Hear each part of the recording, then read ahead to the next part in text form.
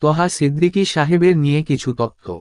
তহা সিদ্দিকী সাহেব পশ্চিমবঙ্গের একজন প্রভাবশালী পীরজাদা এবং ধর্মীয় নেতা।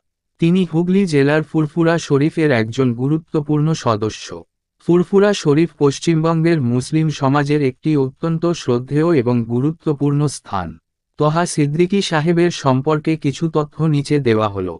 ধর্মীয় পরিচয় ও প্রভাব। তহা সিদ্দিকী পীরজাদা হিসেবে ফুরফুরা শরীফের সঙ্গে গভীরভাবে যুক্ত। তিনি ওয়াজ মাহফিল এবং বিভিন্ন ধর্মীয় অনুষ্ঠানে বক্তব্য রাখেন, যেখানে তিনি ইসলামী শিক্ষা ও জীবনযাপন সম্পর্কে আলোচনা করেন। তার বক্তব্য মুসলিম সমাজে যথেষ্ট প্রভাব ফেলে। ফুরফুরা শরীফের উত্তরাধিকার সূত্রে তিনি এই প্রভাব অর্জন করেছেন। রাজনৈতিক সম্পৃক্ততা। তহা সিদ্দিকী সরাসরি কোনো রাজনৈতিক দলের সঙ্গে যুক্ত না থাকলেও তার মন্তব্য এবং অবস্থান পশ্চিমবঙ্গের রাজনীতিতে যথেষ্ট গুরুত্বপূর্ণ ভূমিকা রাখে। তার বক্তৃতায় প্রায়শই সামাজিক ও রাজনৈতিক পরিস্থিতি নিয়ে তার মতামত প্রকাশ পায়। রাজনৈতিক মন্তব্য। তিনি বিভিন্ন সময়ে পশ্চিমবঙ্গের রাজনৈতিক দল এবং তাদের কার্যক্রম সম্পর্কে মন্তব্য করেছেন। যেমন তিনি একদা বলেছিলেন, কে কি চেয়ারে বসবেন, সেই সিদ্ধান্ত তারা নেবেন, যা রাজনীতিতে তাদের প্রভাবের ইঙ্গিত দেয়।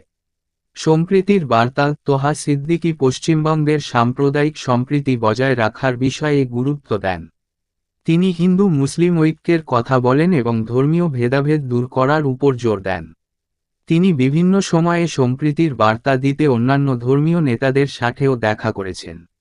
নৌশাদ সিদ্দিকীর সঙ্গে সম্পর্ক। ফুরফুরা শরীফের আরেক পীরজাদা আব্বাস সিদ্দিকী, যিনি ইন্ডিয়ান সেকুলার ফ্রন্ট (ISF) নামে একটি রাজনৈতিক দল গঠন করেছেন, সম্পর্কে তহা সিদ্দিকীর ভিন্ন মতামত দেখা যায়।